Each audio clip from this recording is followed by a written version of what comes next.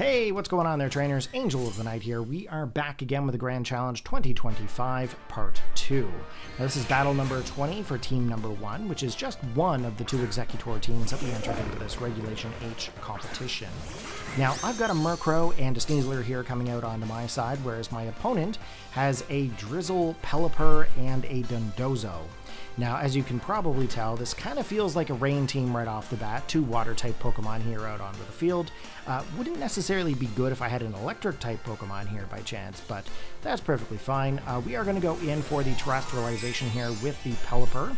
We're going to go into a pure Dark-type Pokemon because, as you guys know, Sneasler is a fighting and poison-type Pokemon, and with a flying type on the opposing side under rain that could potentially do a Hurricane, it could be a very bad situation. The Dondozo has ended up going in for the Protect here, which is perfectly fine. However, I would have really liked to get that Dire Claw, just that way we could maybe potentially put it to sleep or even poison it, but that's okay. We do manage to get the Tailwind off here with our Prankster Evoluted Murkrow, which means that the speed is going to be boosted of our entire team for approximately 4 to 5 turns. Unfortunately, the Pelipper also has gone for the Tailwind, which means that their team is actually boosted for 4 to 5 turns as well.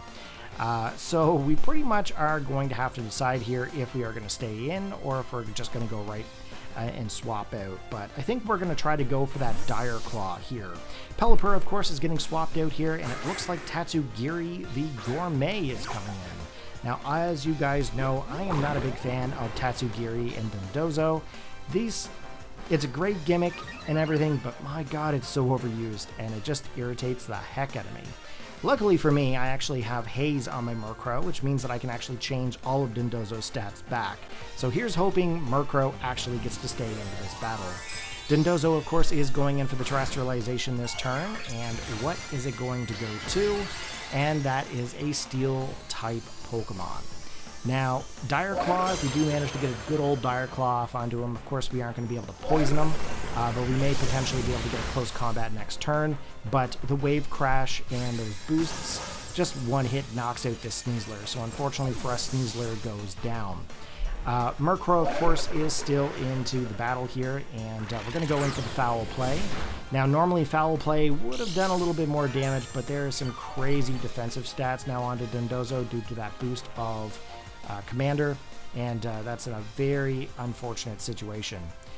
We do have Ninetales and we do have EXEGGUTOR here onto the team, so we are going to go in with the Ninetales.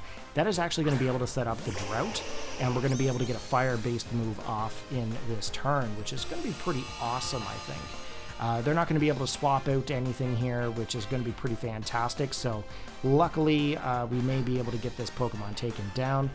We are going to go in for the Haze, which is going to be able to take away all the stat boosts from the Dondozo, and it looks like they're going to go in for the Protect this turn. Obviously, they should know what's going to be coming.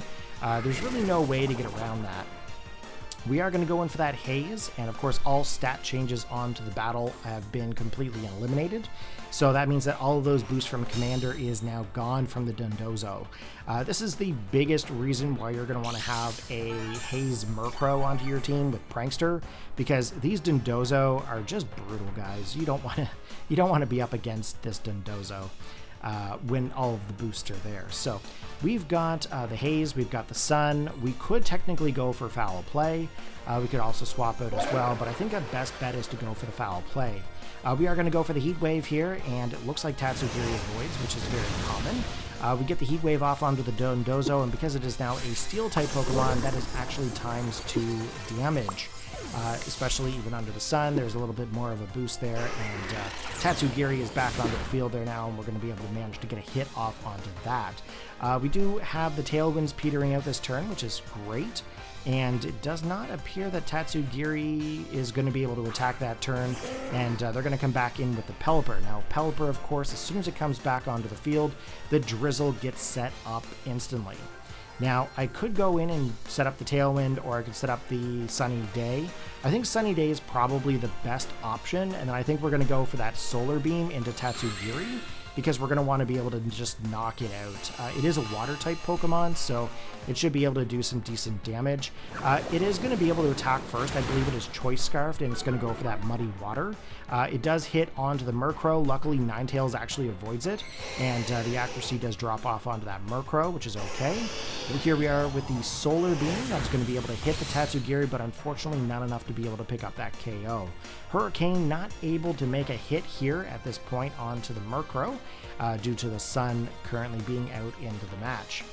Now, we are going to go in for another Solar Beam. We're going to aim towards the Pelipper this turn and hope that we can actually knock it out, but they're going to actually swap out the Pelipper here. They're going to come in with another Pokemon. They're coming in with Luddicolo. Now, Luddicolo is normally a swift swimmer, so I can see what they're trying to do here. They're going to try to set up the rain here again. They're going to swap out a Pokemon and get that Drizzle. We're going to go for that Solar Beam here. Obviously, we've locked into it. That is into the Luddicolo slot. Unfortunately, not able to do very much damage due to it being a split typing. And of course, Muddy Water does hit the 2 Pokemon on our team. Now, we haven't had any accuracy drops here except for the Murkrow, so we should be okay. We're going to go for the Foul Play here onto the Tatsugiri, and then we've also locked into a Heat Wave. Now, is that really the smartest choice? I mean, I think Pelipper is probably going to come back in now as I watch this back, but as long as we can get some chip damage off onto some of these Pokemon, that's really all that really matters there. Okay, Tatsugiri going back to the opposing side's party, and they're going to come back in with the Pelipper here now, and of course that is going to be able to set up that Drizzle. The Heat Wave, of course, is not necessarily going to do much in this specific turn, but it is going to be able to break a Focus Sash off onto that Pelipper, just in case it does have the Focus Sash. We have the Foul Play missing into the Pelipper, just because we had that accuracy drop. And of course, Weather Ball is going to be able to pick up the KO off on that Murkrow, which is a little bit unfortunate, but that's okay. We are going to see the Luddicolo give away the fact that it is Life Orbed. That's actually some great information to have there, for sure. We're going to come back in, well, not back in, but we're going to come in here with our Exeggutor here now. Pretty much, I only have the ability to go for like a Leaf Storm or really an Expanding Force. But we're going to go for the Protect just because I feel like they're going to aim towards the Exeggutor. And then pretty much going to have to determine what the best option is here. I think we're going to have to go for the Weather Ball with the Ninetales into the Pelipper. If I went for a Heat Wave, it's not really going to do anything. And I'm pretty sure just in the event that Luddicolo is not Swift Swim, I think it does get the ability to regain some health there with Water Absorb. So that doesn't really make a whole lot of sense to go for the Water Absorb there. We do get hit by the Weather Ball into the Ninetales. That's able to pick up the KO, unfortunately. And we're stuck here now with just one Pokemon remaining, which is the Exeggutor. So here comes the Tailwind in with the Pelipper. Going to boost up the speed on the opposing side. And the Luddicolo is likely going to be able to outspeed Exeggutor here this next turn. I do lock in with the Expanding Force into the Pelipper. Unfortunately, we're not going to be able to see it, and we get Ice Beamed to the face, which means that Exeggutor goes down. So GG to my opponent, and hopefully you guys enjoyed the battle there today. If you did, give it a big like, post your comments, and I'll catch you guys next time. Peace out!